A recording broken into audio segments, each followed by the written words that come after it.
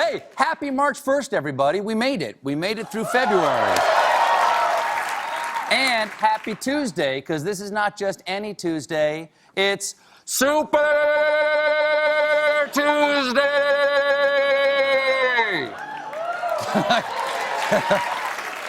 Could I get a really, local access cable zoom in and zoom out, please?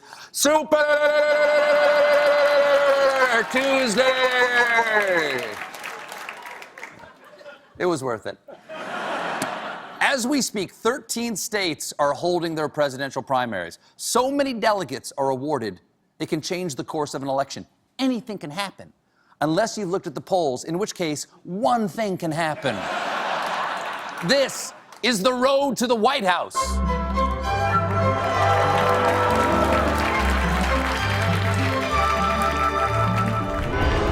Smiling, laughing, like to punch him in the face, I'll tell you. Now, we actually taped this before the polls closed tonight, so I still don't know yet who won or who cares. But on the Democratic side, while Hillary looks poised for big victories tonight, Bernie Sanders has promised to stay in the race for all 50 states, or 51 if you count the state of denial. But there could be a shakeup for the Democrats because it is being widely reported that there is solid photographic proof linking Hillary Clinton to a known terrorist organization. An editor of Politico was tipped off that in Hillary Clinton's book, Living History, Hillary included this picture of her family in 1959 with their cat, Isis.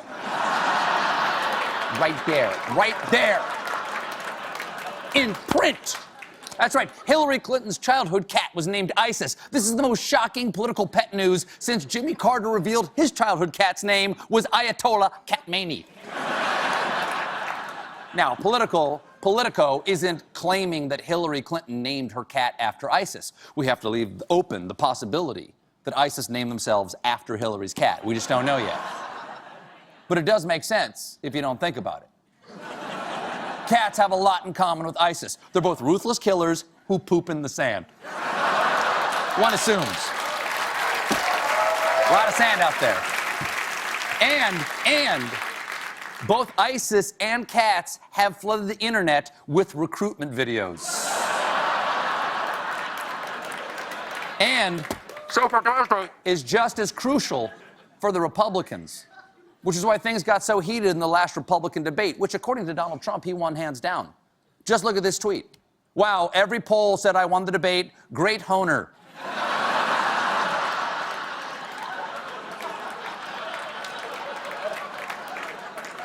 Now, I have no doubt Trump had a raging honer. Thank God he was standing behind the podium at the time. And regardless of who won, I think we all lost.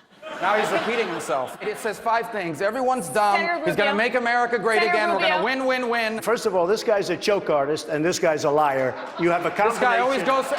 You have a combination of factors. He can't do it for the obvious reason, and he can't do it because he doesn't know how to tell the truth. It was like ultimate fighting, but without the satisfaction of seeing any of them get kicked in the face. It got so bad at one point, and this is true, that CNN's closed captions for the debate just said, unintelligible yelling.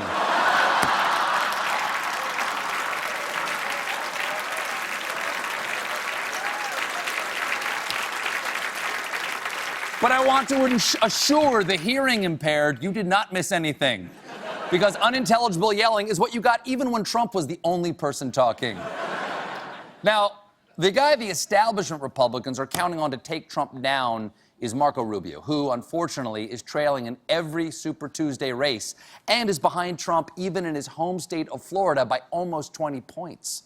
He's losing all the key Florida demographics: the elderly, the furries, and guys in jean jackets who sell pool noodles out of a van. But Rubio is not going down without a fight. He doesn't sweat because his pores are clogged from the spray tan that he uses. He's flying around on Air Force One and tweeting, Donald is not going to make America great. He's going to make America orange. Then he asked for a full-length mirror. I don't know why, because the podium goes up to here, but he wanted a full-length mirror. Maybe to make sure his pants weren't wet. I don't know. Donald Trump likes to sue people. He should sue whoever did that to his face. That's my time. Good night. Don't forget to tip your waitress.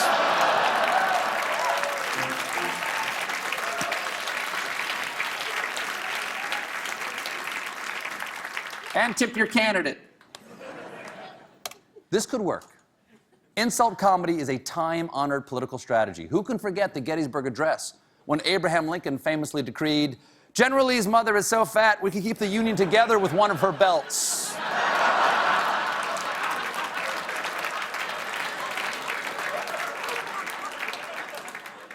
Rubio is going full Rickles on Trump, and he is not afraid to aim low. I'll admit, the guy, he's taller than me. He's like 6'2", which is why I don't understand why his hands are the size of someone who's 5'2". Have you seen his hands? And you know what they say about men with small hands? You can't trust them. You can't trust them. Hey, now that's too far. That is... No way.